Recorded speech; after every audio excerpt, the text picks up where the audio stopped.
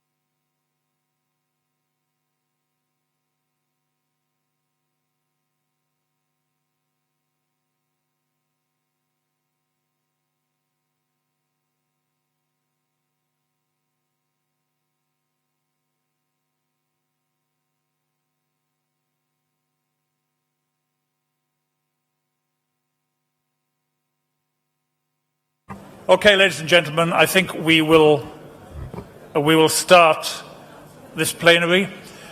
Welcome and good afternoon. You'll have noticed that I'm not John Shipman. My name is John Jenkins. I am the Executive Director, IISS Middle East. In my former incarnation, I was a British ambassador, so I have my former boss sitting on my right to keep me in order. My last job was ambassador to the Kingdom of Saudi Arabia, which I left in January.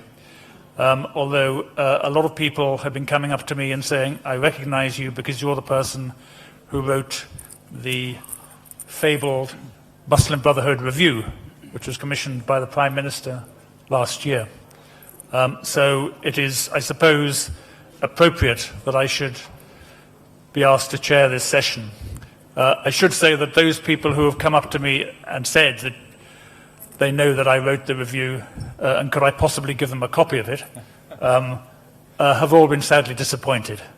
I'm sure that the Secretary of State will be very happy to hear that. We have a fantastic panel for this session, which is called The Challenges of Extremism, and actually quite a lot of the questions we've had this morning have related to this topic and the way in which extremism shapes and fuels the conflicts which we're seeing around the region. It also, of course, has a massive domestic impact in the states of the Middle East and many European states, which makes it an extraordinarily complex issue for governments to address. We have a wonderful panel. We have the Secretary of State for Foreign and Commonwealth Affairs, Philip Hammond. We have His Excellency Mr. Salahuddin Rabbani from Afghanistan, and we have Dr. Khalid Khoja, who is the President of the National Coalition for Syrian Revolutionary and Opposition Forces. So, without more ado, I will invite the Secretary of State to deliver his address. Thank you.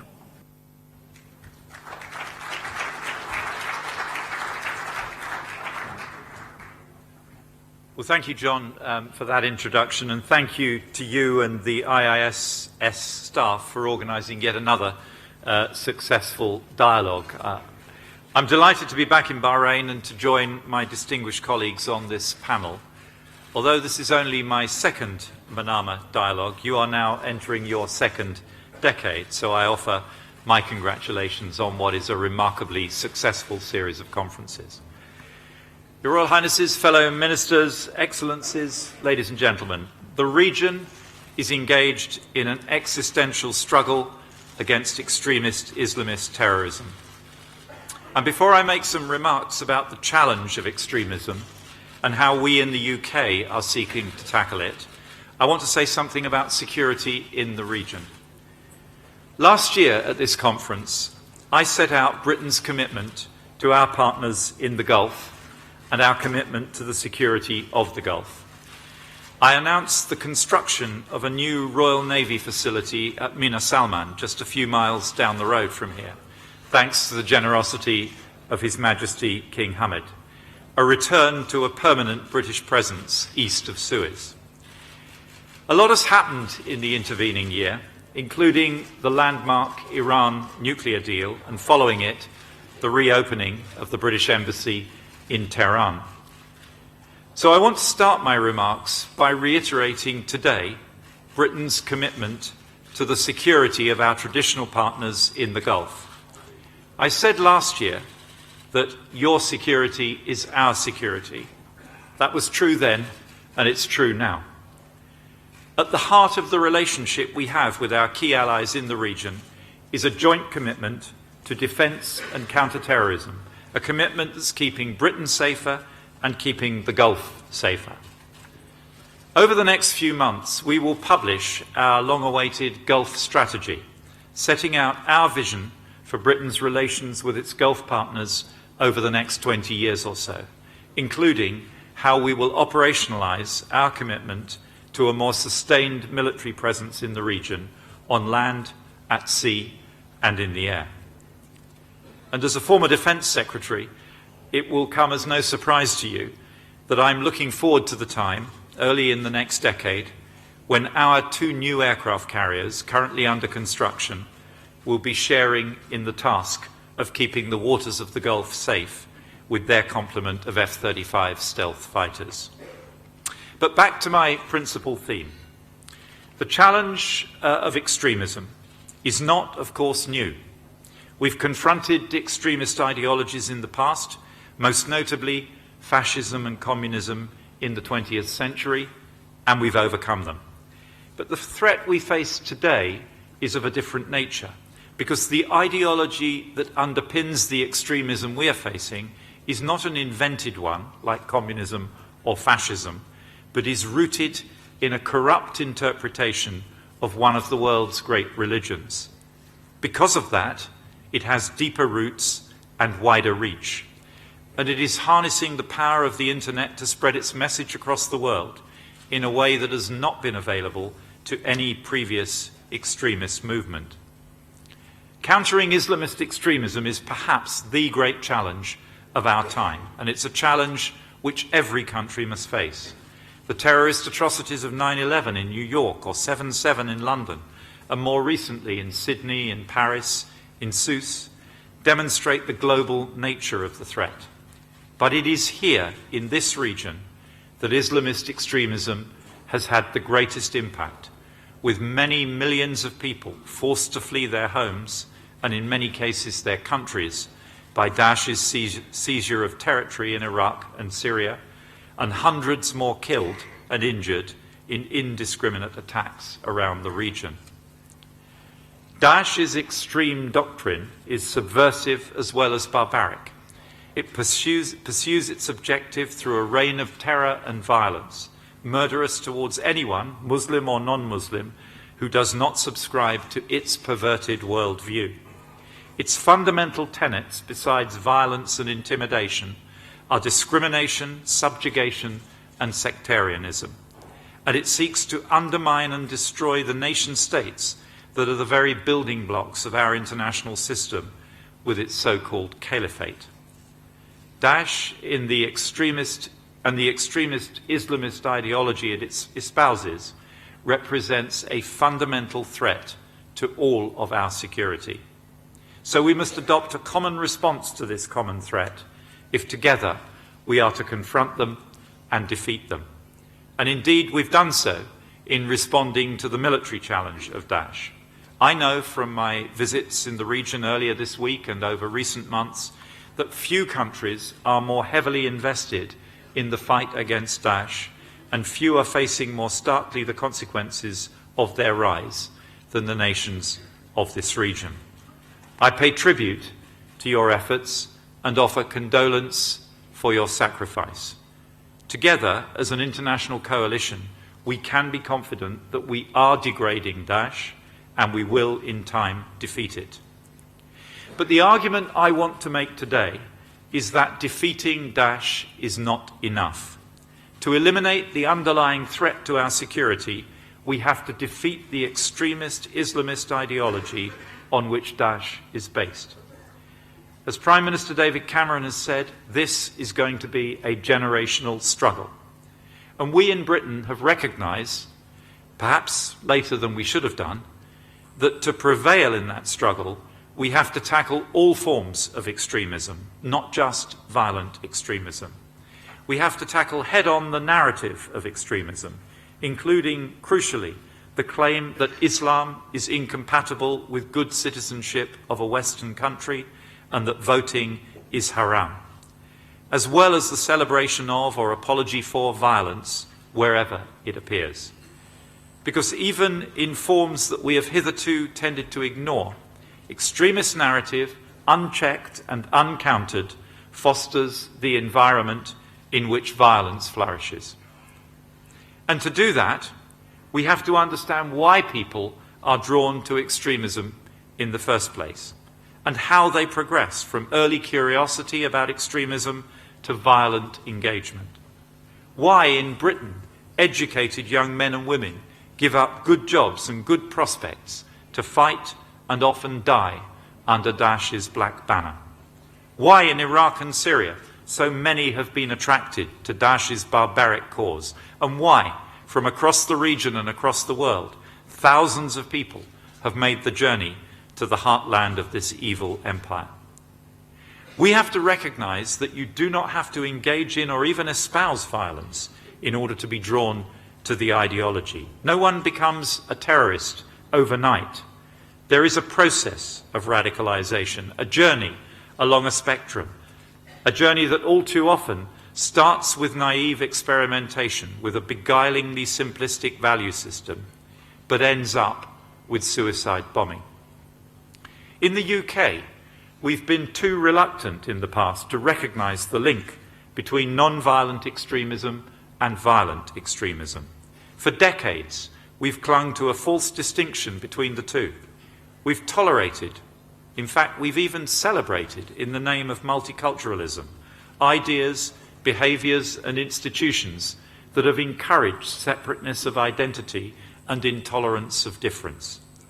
With hindsight, we've been too tolerant of intolerance, too anxious about causing offence instead of standing up for what is right and tackling head-on the radicalisers and the extremists peddling their messages of hatred and division. But no longer. We've fundamentally changed our approach. Just a few days ago, we published a comprehensive counter-extremism strategy based on 4 strands: countering the ideology of extremism, building social cohesion, supporting moderate mainstream voices, and disrupting the extremists wherever they seek to operate, from our schools and mosques through to our universities, prisons, and even charities. To defeat Islamist extremism, we have to fight it at all points along the spectrum.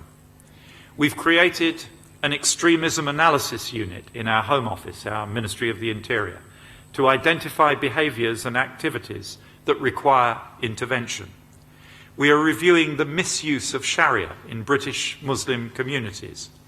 We are contesting dangerous content on the internet and social media and supporting moderate voices to put the counter-arguments. We're tightening governance of our schools in the wake of the alarming Trojan horse case in Birmingham.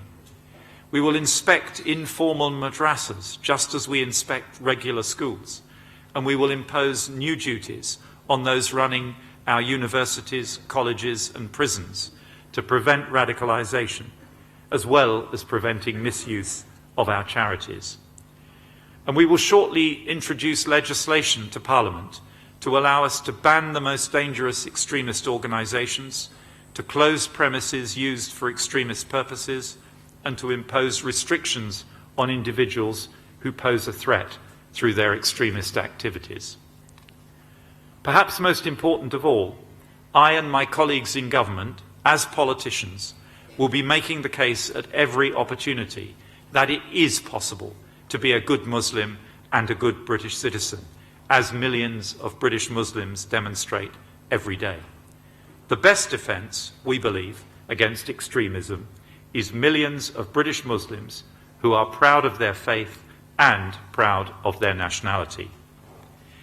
This is a battle of ideas, a battle for the hearts and minds of young Muslims worldwide, and all of us need to support Muslims and their governments as they reclaim their religion from the extremists who have hijacked and corrupted it for their own immoral purposes.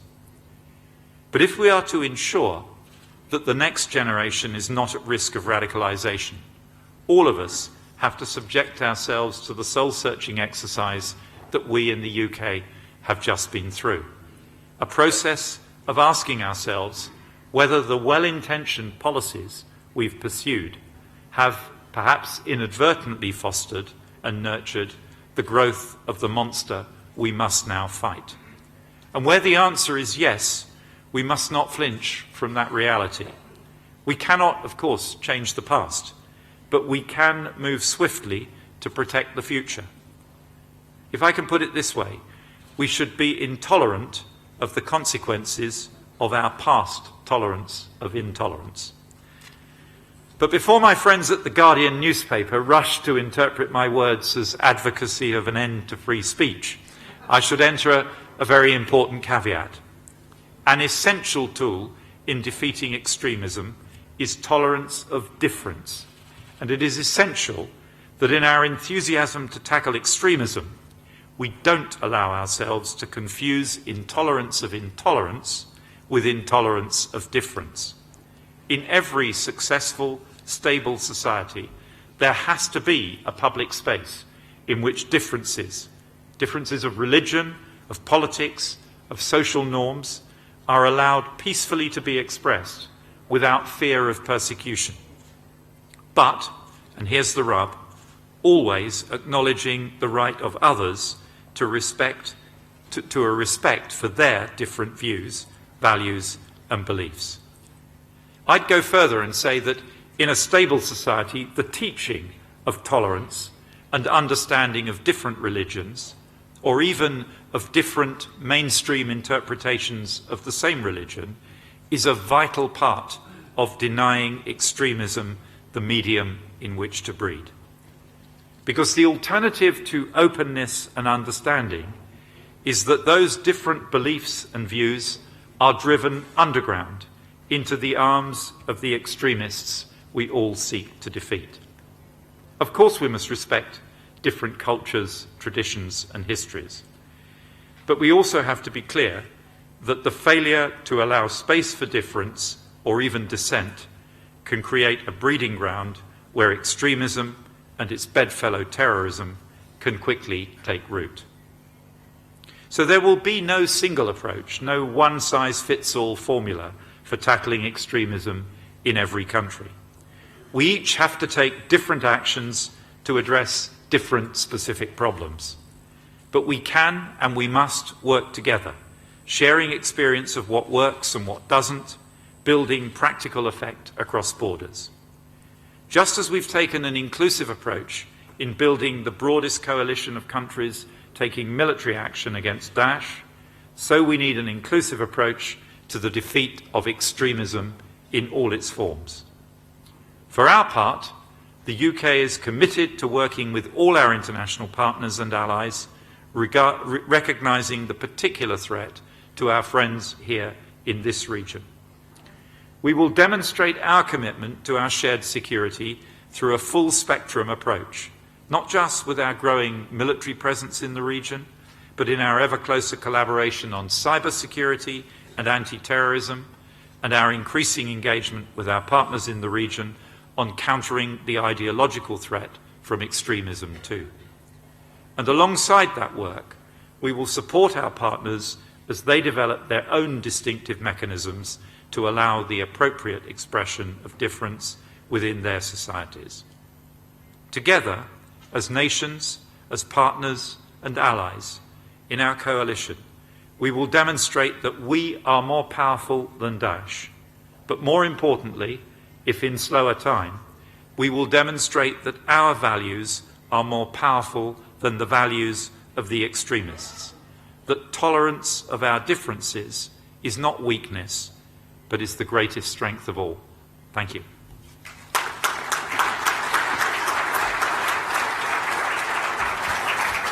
Thank you very much, Secretary of State. I thought that was clear and very robust.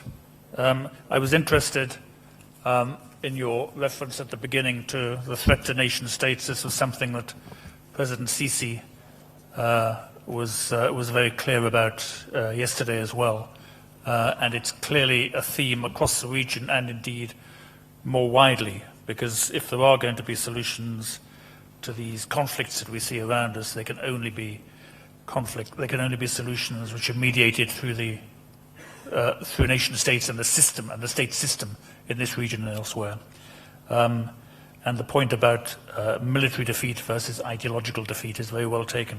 I think the explanation of the counter-extremism strategy was fantastic. I think it is clearly a contested issue, not just with the Guardian newspaper, but more widely. But I think it's an issue myself that it is high time we got out and addressed. And I think in many ways you and the United Kingdom are taking a lead in this.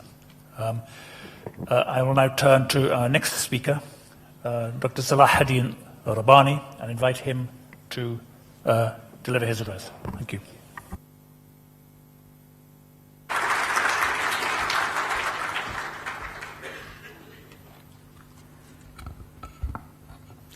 Bismillah ar-Rahman ar-Rahim. Distinguished participants, excellencies, ladies and gentlemen, I'm truly honored to be with you today and would like to extend my gratitude to the Kingdom of Bahrain for their hospitality extended to me and to my delegation. Let me also express my profound thanks and appreciation to the International Institute of Strategic Studies, especially to Dr. John Shipman, for inviting me to participate in this timely and valuable dialogue. It's a pleasure to sit in this panel with my esteemed colleague and friend, His Excellency Foreign Secretary Philip Hammond and Dr. Khalid Khoja. It is quite heartening to see the diversity and high level of representation from the region and beyond. Indeed, during these troubled times, the stakes cannot be higher, as I join our host, the International Institute of Strategic Studies, in hoping that this session of the Manama Dialogue will have facilitated frank, result-oriented discussions on the many converging challenges that confront the political and economic stability of the greater Middle East, including my home country, Afghanistan, with global security implications.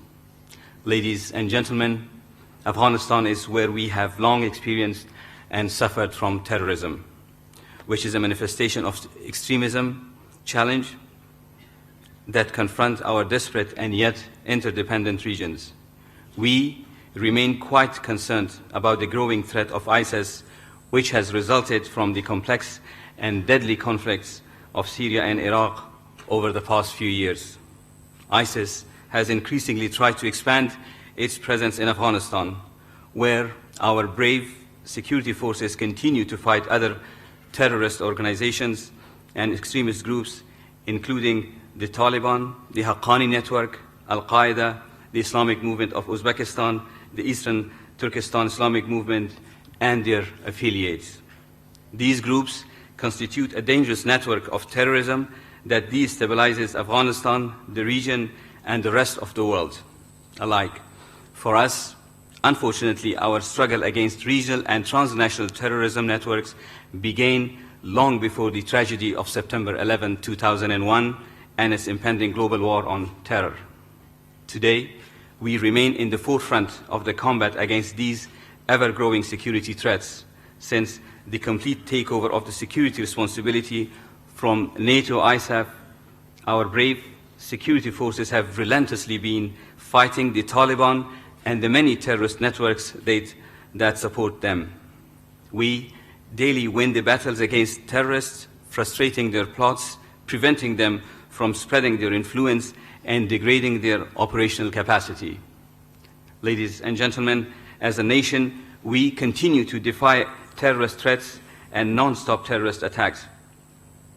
And we will remain steadfast in our will and commitment to defeating extremism and terrorism. Of course, we haven't been alone in this endeavor, even though we continue to lack the critical enablers which our forces need to defeat and eliminate the threats of terrorism and extremism.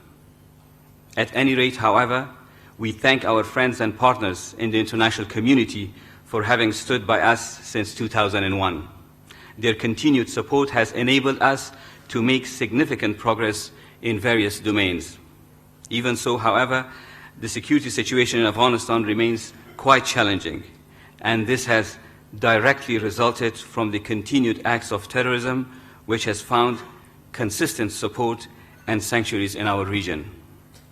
Ladies and gentlemen, the consensus is that the nature of the threat posed by terrorism and extremism demand a comprehensive approach which extends beyond just military efforts.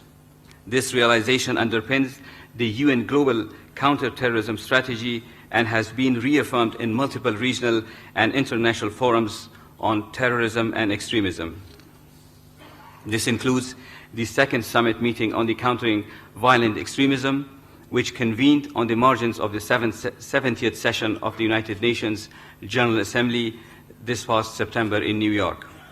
Needless to say, extremism and the violence it generates have blindly targeted peoples of different faith and nationalities in different parts of the world.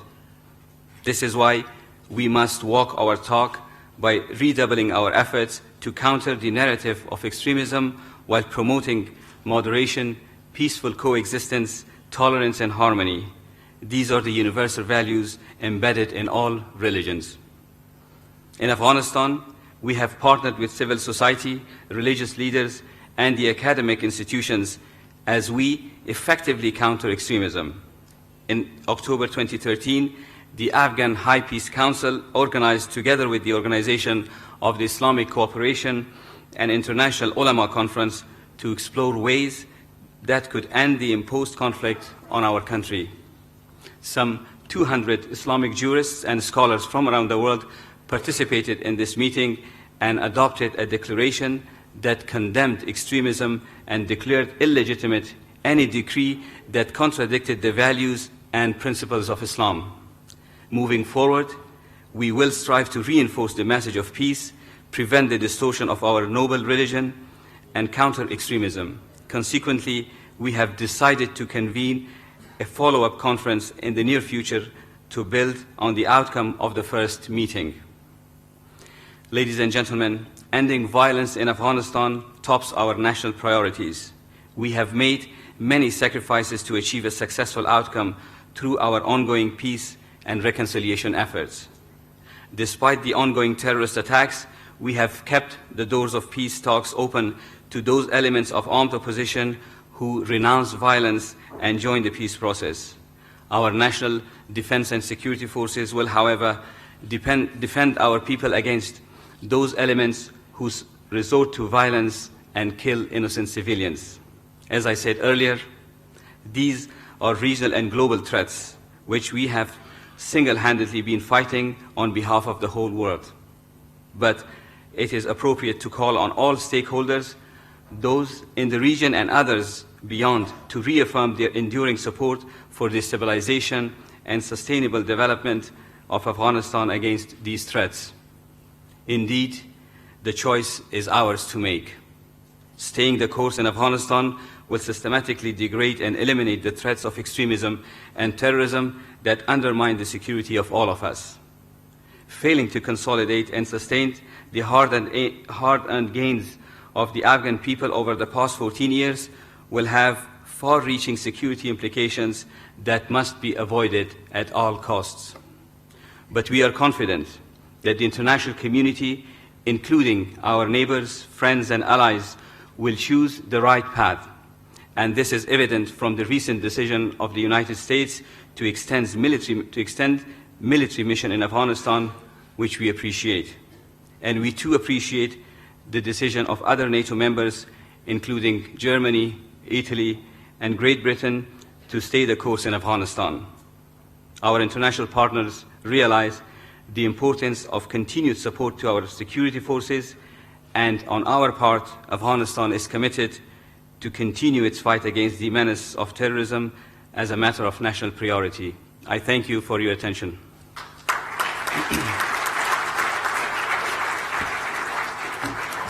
Thank you very much, Minister, for those remarks.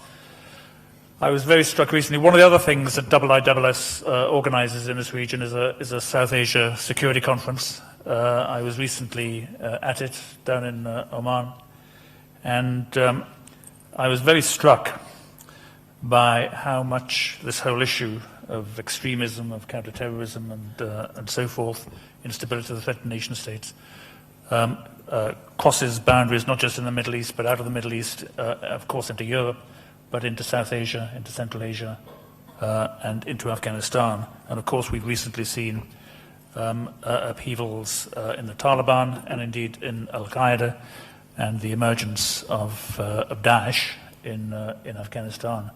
I think this is a shared problem for all of us, and it's a global problem. So thank you very much for that. So finally, I will turn to our final speaker, Dr. Khalid Khoja, and invite him to speak as well.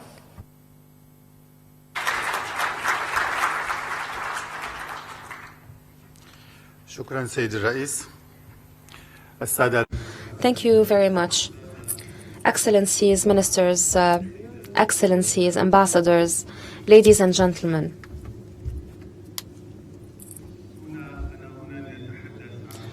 I am here today to speak about a phenomenon, terrorism, its challenges, and its facets. It is a phenomenon which is alien to a country that was the cradle of one of the most ancient civilizations since the 19th century BC. I will not be too extensive in tackling this topic. I'll summarize my ideas in 3 points. First, the reasons of extremism suffered by this region, mainly Syria. The reasons for the continuation and the pursuance of this extremism. The second point is the alternative to the extremism suffered by this region. And the third point, ways to match up to the challenges that loom ahead. As you may well know, in the beginning of the year 2011, the social mobility in Syria started calling for very simple rights, freedom and change. When the regime responded to those popular demands, those just demands, with a strategy relying primarily on 2 axes. First, security and military force, and second, providing the enabling environment for extremist groups. At the security and military level, the Syrian regime harnessed its entire military arsenal, including chemical weapons, air force, and land force. It is still using explosive barrels to crack down on the demands of the people. Under the second axis, the Syrian regime created an enabling environment to polarize and attract extremist elements from abroad, because, as I've said, the Syrian society is by nature coexistive. It is very moderate, and terrorism was always alien to us. But in early 2011, and as those of you who observed the situation closely well know, the forces of the regime released members of extremist groups that were splinters of Al-Qaeda in order to justify its story, its official story, as per which it was fighting terrorism and not a popular uprising. After the release of these extremist elements, which came in tandem with the stories talking of some elements fleeing the prisons of Baghdad that enrolled later on in the groups of extremists that were released from Syria and formed these terrorist cells and formed eventually Daesh. So after the creation of such an enabling environment, the regime handed over to these extremist groups strategic and important regions, including regions in which we have our weapon storages and including regions in which primordial energy outlets are available. These energy outlets are now controlled by Daesh. This two-winged strategy contributed to the destruction of the higher Syrian identity, which nourished the minor Syrian identities, which strengthened the feeling of tension and rivalry between these different identities. This led to total mayhem, to a chaos that is used by the regime and by terrorist groups. Another reason for the continuation of this extremism situation is the lack of political will in the international community and its incapacity to protect civilians. So there is no political will to find a radical solution for this problem. A solution which would be forceful enough to oblige the regime to abide by it. There is a regional failure in this regard as well. The League of Arab States, as was said by His Excellency Secretary General of the LEA, Mr. Nabil Al-Arabi, when mentioning the failure of Arab states and finding a solution, he was absolutely right. There was also a failure in the Security Council of the United Nations to find the will and adopt resolutions and stop the bloodshed in Syria. What is the alternative? The alternative would be the national project that brings together the different components of the Syrian fabric. This is the project that we aim to strengthen ever since the establishment of the National Coalition for Syrian Revolutionary and Opposition Forces, and after that the Council in Syria, bringing together all the factions of Syrian society. All ethnic, religious, political, societal forces were brought together. We adopted instruments that were issued in Cairo in 2012, and these instruments have become sub-constitutional declarations or supra-constitutional declarations that state that Syria is one nation built on the respect of individual freedoms and the separation of powers. Despite having started on the right footing, however, later on, as we were bringing together the different components of the Syrian people, we faced a triple challenge. First, self-defense against the oppression and injustice of the regime. And second, creating a safe environment in liberated areas and providing services and civilian governance, which was back then the alternative to the regime and the extremism that we were facing. When we talk about societal forces and liberated areas, we're talking about different factions of the Syrian people, for example, in the central administration or in the collective popular movements that were facing the regime troops. Another threat was the fight against extremism represented by Daesh and by other splinters of Al-Qaeda, and also by militias that were transboundary, Shiite militias that were brought in by Iran. I'm referring here to Hezbollah and other Shiite militias. The third challenge was the Iranian invasion, and before the Iranian invasion, the Russian invasion. We are not only an uprising or revolution against a regime, we are also a liberation movement against a Russian-Iranian double invasion that further deepens and makes more profound our chaos by killing more and more Syrian civilians.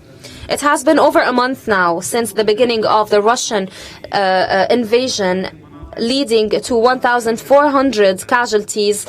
All of them are civilians in Aleppo, in Daraa, in Ghouta, in Damascus, and in other areas as well. Hospitals were targeted specifically. 2 days ago, a hospital was targeted in Douma. 180 dead resulted from that raid. Over 12 hospitals have been targeted thus far by Russian aircrafts. We are entering into our 5th year, and we still face this triple challenge. But despite all of that, and despite the fact that the regime, in hand with the Russian government, are adopting the same policy that was practiced in Grozny, the regime forces and its allies were not capable of entering the regions that are in the control of moderate opposition forces. However, it is noteworthy that the Russian Air Force did not strike Daesh in a way that significantly weakens Daesh. How can we exit from this crisis? We could exit from this crisis by supporting an overarching solution, a comprehensive solution that supports the fight against the oppression of the regime, and a solution that stops every foreign intervention, namely the Russian and Iranian interventions. We could solve the crisis by providing a safe environment for civilians, by providing them with safe refuges or bombardment-free regions and zones. This needs an understanding between all parties. We need to find a political solution according to the principles agreed upon in Geneva in order to respond to the aspirations of the Syrian people. Most importantly, the future of Syria should not include Bashar al-Assad. This should be a precondition for a national reconciliation and for replacing our country on the pathway towards a democratic transition and democratic transformation towards a real democracy in which all factions of the Syrian people participate in the reconstruction of their nation, Syria. At the end, I would like to thank Al-Manama Dialogue for this invitation for me to come and speak here, and I would like to thank the Kingdom of Bahrain for its generous reception and for its welcome to all delegations. I would like to say that I wish all peoples of the world prosperity and peace. Thank you. Thank you very much, Dr. Khalid. We have now the floor open for questions. I have about 10 lined up. I think on the back of that last presentation, which has reminded us immediately after the meeting in Vienna that on the ground in Syria, the country remains in many ways the crucible of this conflict between violent extremism, the forces of an autocratic state, and those forces which strive for the creation of civic and secular governance in parts of this region. And this is something that is not just confined to this region, but as we have seen in Afghanistan and elsewhere, is much wider and global. So I will now take the first question, and the first question is Walid Abu Khalid from Saudi Arabia. You are live, right. I think. Thank you. Probably a comment plus question to His Excellency, the Secretary Hammond. I tried to count how many times in your speech you used the term Islamic extremism, and after the count of 20, I gave up. So it was a lot. I listened also to the honorable guest speakers, and it was 0 times. They've never said Islamic extremisms, but only used the term extremisms. I think my question to you, really, Your Excellency, is don't you think when you use those terms, Islamic extremisms, then you're supporting Daesh in recruiting Muslims all over the world, as if it's a fight against Islam rather than extremisms? I can assure you that's the view from the street, and I just hope we just call them extremisms rather than Islamic extremisms. They have nothing to do with Islam. They killed more Muslims than any other religion. Thank you very much. I'll take another question from Yusuf Amrani from Morocco. And let me just... This is the first time, by the way, I've used this system, so you'll have to bear with me. You should be live. Yes, thank you very much. Let me first thank Secretary of State Hammond for his brilliant intervention. I think he really pointed out the real question today we're facing as far as fighting extremism and terrorism. And I agree with him that, and I share the views that we need a coherent and sustained counter-messaging. And this should be done in partnership, essential, and we need to have the voices.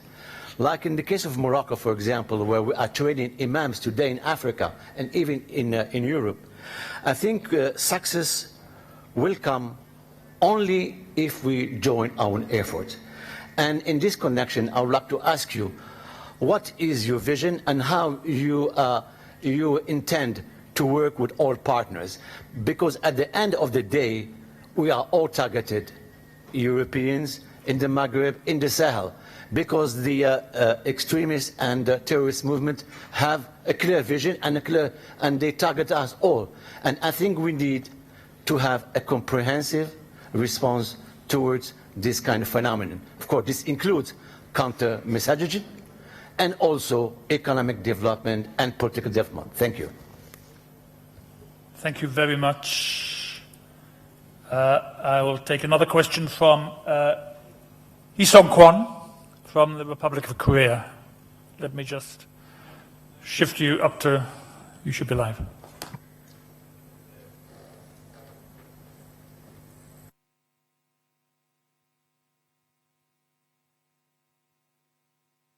Oh, okay, it's right. Thank you, Mr. Chair.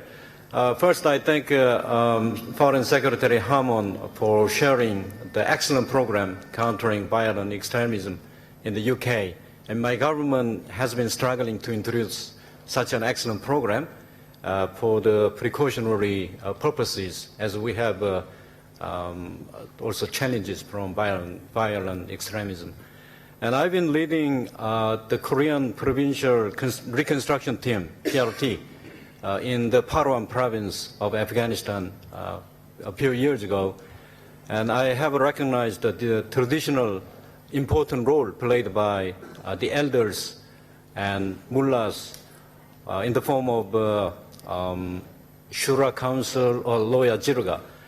And I'm wondering what kind of program countering violent extremism in Afghanistan are in place, utilizing these important assets you have. And in Syria, Syria has been suffering from this civil war first, then the puffing up of violent extremism in the form of Al-Nusra Front and Daesh and many other extremist organizations. So you are in the middle of fighting against violent extremism, but in no way Islam or any other religion have anything to do with the violent extremism.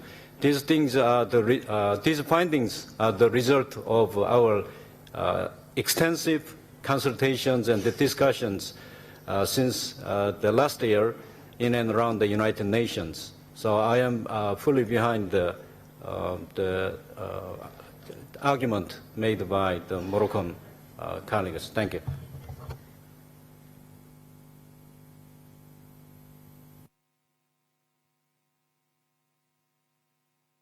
Take another couple of questions and then ask the panel to respond. I've got another 8 or so after that.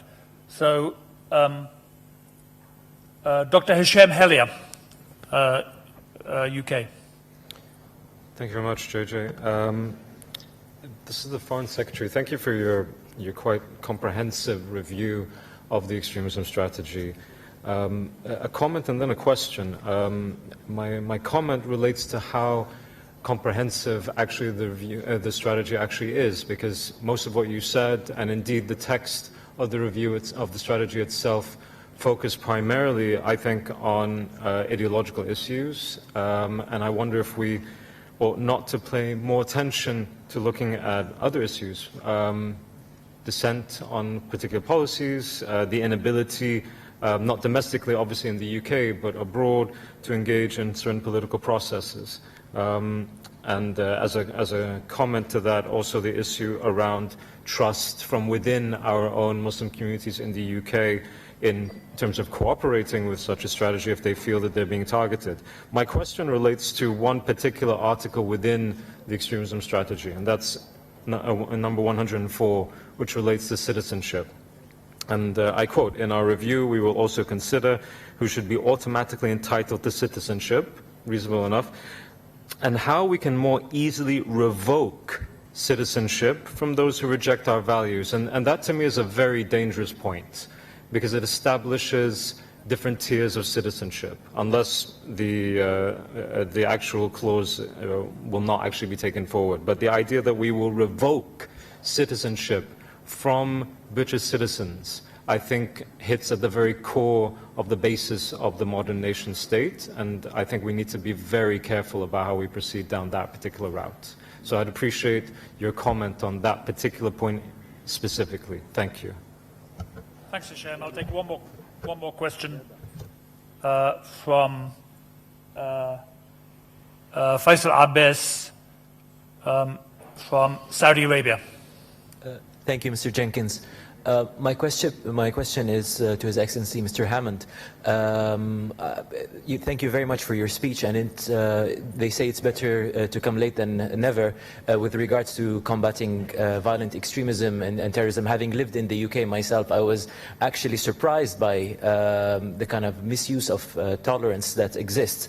However, do you think this strategy will also include countries that support terrorism? As you know, with the lifting of the sanctions on Iran, there's been this sense of excitement in the UK, and from what I've read, the Chancellor of the Exchequer himself is either leading or has already went with a delegation of businessmen from the UK to Tehran to discuss potential business deals. What measures can the UK introduce to ensure this money that's going to spur into Iran does not go to harm the likes of Mr. Khoja or the likes of the UK allies in the Gulf? Thank you very much. I think we will pause there to give the panel a chance to respond. And I think since most of the questions have been about the counter-extremism strategy and its impact, in some cases quite detailed, but with one very interesting nuance about Afghanistan and the role of traditional means of mediation and social cohesion. So perhaps I could ask the Secretary of State to respond first. Well, thank you. First of all, the first questioner asked me why I was referring to extremism as Islamic extremism, and actually the third questioner also made a related point. We recognize, and our extremism strategy specifically recognizes, that this is not the only form of extremism we face, extremist Islamism. We also face extreme right-wing ideologies in the UK, which we also have to deal with through this extremist strategy. I accept that maybe when we talk about extremism in this region, it's taken for granted that we're talking about this particular type of extremism, but in the UK it's necessary to explain which area of extremism we're focusing on. And I think both the first and the third questioner were querying the wisdom of referring to it as Islamic extremism because it's not Islamic. Well, look, we all recognize and we regularly say that this brand of ideology has nothing to do with the peaceful religion of Islam. But it would be deluding ourselves to close our minds to the link that there is there. It would be deluding ourselves to ignore the way part of the strength of the ideology of Daesh, as I said in my speech at the beginning, is that it isn't simply a fabricated ideology. It is a perversion of a very well-established and deep-rooted religion, one of the major religions of the world. And it is stronger and more credible because it claims to be an interpretation of that religion. Now, you will say it is not an interpretation of that religion, it's a travesty of that religion, and I would agree with you. But we can't simply say they're wrong, therefore we won't fight them. They're wrong, therefore we must fight them. And we must take them on their own ground. If they insist that their ideology is an interpretation of Islam, and they would say the correct and the only correct interpretation of Islam, then you have to take them head on. You have to challenge them. You have to fight back. You have to present the counter-arguments. So I feel that we have to do this. We have to challenge that. I'm sorry if using the term Islamist extremist offends anyone, but to the millions and millions, hundreds of millions of moderate practitioners of Islam around the world, I would say take up that challenge and let's work together to fight back and reclaim your religion. I was asked about vision for working with partners. We work very well with partners across the world. There are many practical relationships with partners, for example, in trying to impede the flow of finance and foreign fighters to Daesh in Syria and Iraq. But we also need to work more closely on developing Islamic counter-narratives, working because people like me can't really credibly present the counter-narrative to the extremist Islamist narrative. It has to be people who speak as Muslims who present that counter-narrative, and we want to work together with Muslim countries and Muslims around the world to ensure that their voice is clearly and loudly heard. And of course, the point about economic development is well taken. At the root of much of the spread of extremism is grievance, social grievance, economic grievance, and addressing that economic grievance through the way we support economic development throughout the world is an important part of the overall agenda. On the question about our counter-extremist narrative, it is a UK narrative. It's focused on the domestic challenges that we face in the UK. And I absolutely recognize, and we've debated for endless hours, the balance between recognizing the problem, not in any sense trying to duck the problem, and trying not to allow British Muslims to feel that they are being targeted. 99.9% of British Muslims should feel relieved, should feel protected by the fact that we have at last recognized the need to do something about the tiny minority within their community who are seeking to undermine it and to pervert their religion and to do things in their name which frankly they do not support and never will support. And I was asked a specific question about revocation of citizenship.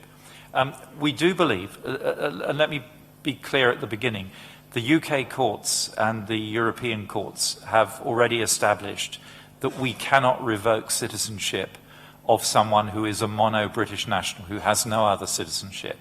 So the only case in which revocation of citizenship is a relevant question, a relevant option, is where we're dealing with a dual national who holds citizenship of the UK and of another country.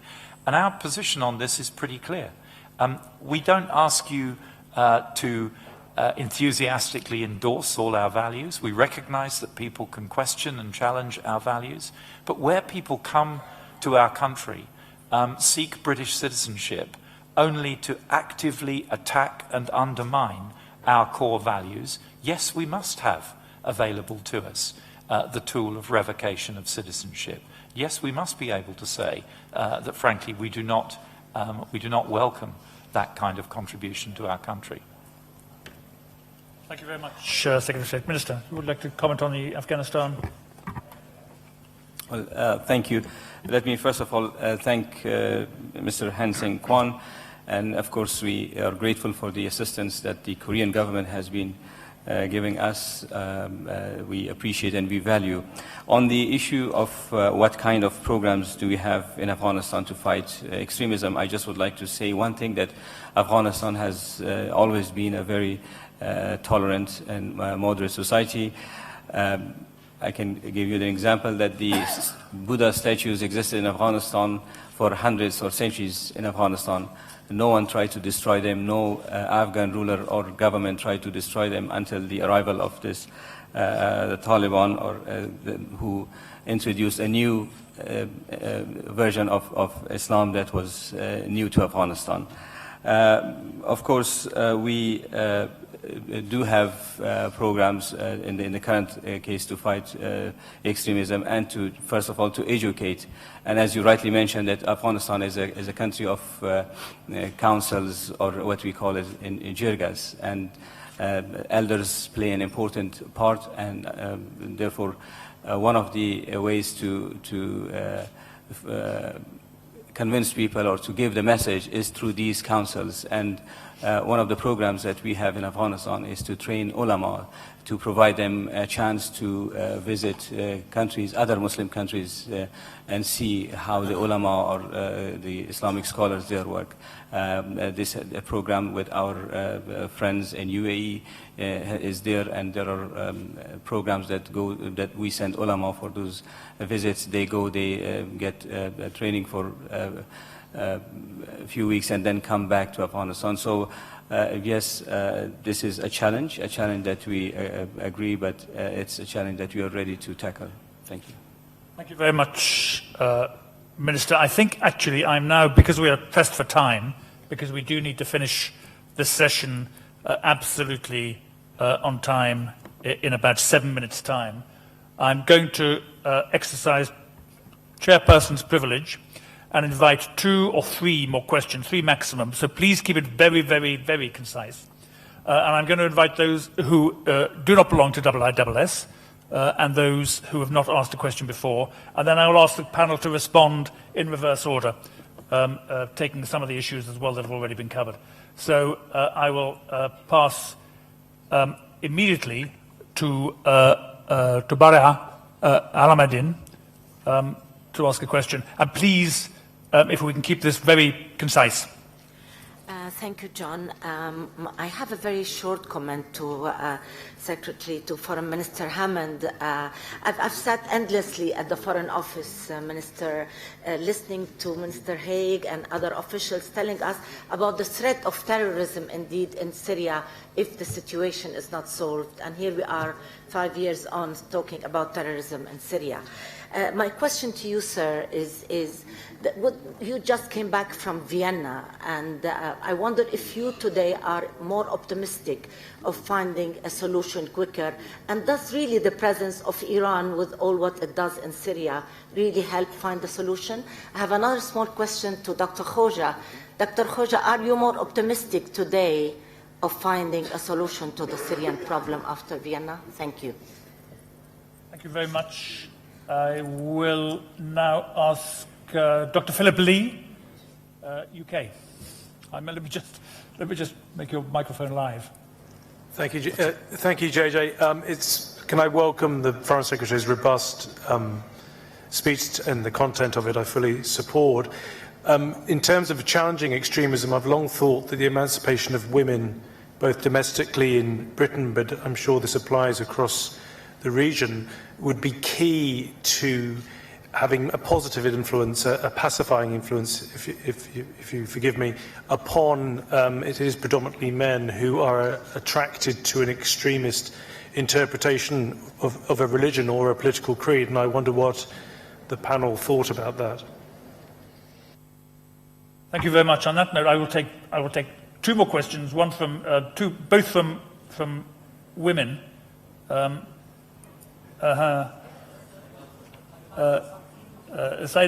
Dr. Huda Al-Halisi from the Shura Council in Saudi Arabia.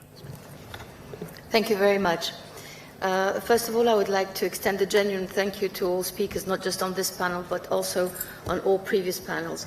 What I have to say is more of a comment than a question.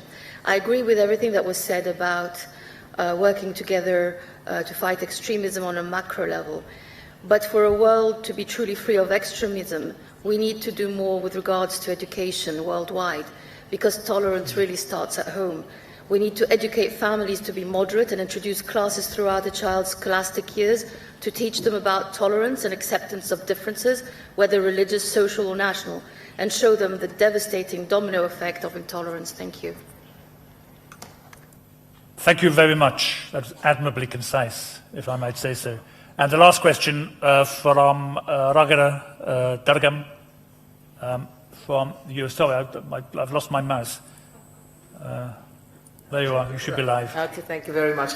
Actually, Mr. Secretary, you are the person who had brought to the fore the idea of the departure of President Bashar al-Assad later. You just sort of left it as an open possibility, not now, sort of. You spoke of the departure of Bashar al-Assad, but later on, in effect, you did not. You started that process of not defining when. Do you feel now that there is a need to define a better timetable? And what do you think of Minister Adel Jubair's proposal that he obviously put to you in Vienna, that there should be a timetable for the withdrawal of both the Russian and the Iranian forces from Syria? And Mr. Khoja, what do you think of that one as well? You're calling them occupation forces, but your allies are sitting and debating and negotiating with them. Are you singing out of the group there? I mean, are you included in any way? And what do you think of the 18 months to take that new Syria forward? Thank you. Thank you very much. I will ask the panel to respond again briefly, if they may, in reverse order. So starting with Dr. Khalid.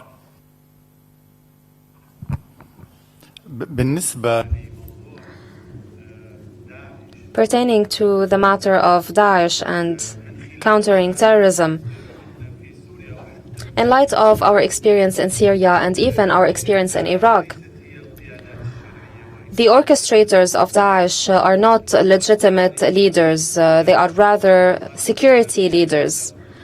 These are the orchestrators of Daesh. We're not talking about extremists leading Daesh. Security apparatus are leading Daesh. The mechanisms for decision-making processes within Daesh are made by 8 security former officers from Al-Ba'ath Party who were making decisions, whether decisions made under the cover of Islam or decisions that achieve advances, military speaking, for Daesh and winning battles against other extremist groups. The proof of that is that Al-Hajj Baghdadi is a former leader in the Iraqi army. He is awarded an Iraqi formal award as a former official, and you can conduct a research about him and find out all of this about him. As for countering terrorism, a very important issue is that of approaches adopted throughout the past years in fighting terrorism. It is obvious that these strategies were not efficient. When fighting terrorism, we should steer clear from adopting strategies like those that were used in Iraq. For example, the popular mobilization technique. This is something that leads to the destruction of societies, to the death of civilians, and that leads to the creation of a total chaos. We should not use terrorist methods to fight terrorism. If the grassroots do not support and embrace the tools for fighting terrorism, then our approaches are not successful. We need support from the grassroots, from the popular environment in the areas in which terrorists try to sow chaos for us to be able to fight terrorism and vanquish it. The same applies to occupation. How can we deal with an occupation force that works to strengthen the position of Bashar al-Assad in Syria? How can we reach a political solution with such an occupation force? What we need is political will from the friends of the Syrian people or the countries that support a political solution in Syria in the face of this arrogance, the arrogance of the regime in Syria and the arrogance and rogueness of Iran. We need strength behind this political will to impose the political solution. As for optimism, we're always optimistic. Throughout the past 5 years, we had to face an oppressive regime that controlled the power in Syria over the past 50 years. It resorted to the help of Iran with its proxies in Iraq and its militias. We were capable in the past of vanquishing those, but today the Shiite militias that were brought in from Iran are equal in power to the Syrian army. 350,000 military members used to fight alongside the regime in the past. Today, the regime only has 68,000 troops. But the Syrian opposition is still maintaining its positions. The Iranian proxies were vanquished, and Russia did not succeed in making any advances for the regime. I feel that the Syrian people will achieve the ambitions of the citizens, and international community support will strengthen our position. Thank you. Most of the questions, the rest of the questions were addressed to the Secretary of State. I will give him, I think, the last word in this session because time is almost up and people have to move on. Secretary of State. Thank you. Well, let me try and deal quickly with these. Vienna, optimism. Look, it was a remarkable achievement to get the Saudis and the Iranians sitting together across the table for 8.5 hours and agreeing at the end of it to come back and sit down again in 2 weeks' time. So we're talking. And I know if John Kerry was here, he would say that is the first step. Once you start talking, you start a process. So let us move forward optimistically, but also recognizing the reality that there is still a huge gap between those of us who believe that Bashar al-Assad must go at a point in the transition that is fixed, and those like the Russians and Iranians who believe that he must be entitled to take part in a future democratic process, and only the Syrian people in that process can decide his fate. So there's still a very big gap between us. On Dr. Lee's question, does the emancipation of women help to dampen extremism? Very simple. All the evidence suggests yes. Women are a moderating influence in most activities, and the more women are active in social groups, the less likely extremism is to flourish. But I think there's another point as well that I'd like to make. Grievance lies at the root of vulnerability to extremism, and economic grievance, but in many societies, economic exclusion has very far-reaching consequences. If you are economically excluded, if you don't have a job, if you can't generate income, wealth, you can't marry, you can't have a family, the consequences can be very significant and build people's sense of grievance. And I think we have to, one of the things we'll be doing in our extremism analysis unit is trying to understand the workings of the mind of a young man who feels excluded from society, who feels that all his routes forward are cut off, and how that makes him vulnerable to the messages being preached by the extremists. And finally, on the question of tolerance and education, absolutely agree. Education, understanding is absolutely the key. And, I can only speak about our education system in the UK. My kids know more about Islam and Buddhism than they do about Christianity, because our religious education in schools is absolutely not about Christianity. It's about understanding religions and the principles of religions worldwide. And I think, I have to say, I think that is the right way to go. Thank you very much, Secretary of State. We have come to the end. I apologise very much to all those I couldn't call. I think time was just too tight. And this, of course, is an incredibly complex, sensitive and interesting issue. So next year, and it's not going away, so next year we will devote more time to it. I have two announcements to make. One is that we now have a break for lunch. There's lunch for delegates in the Villa Gazebo, and for heads of delegation with the Bahraini Foreign Minister. The next plenary, which is the fourth plenary, will start at 4 o'clock this afternoon, 1600.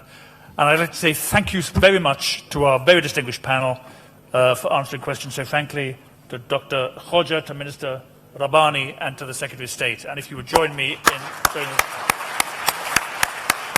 Thank you.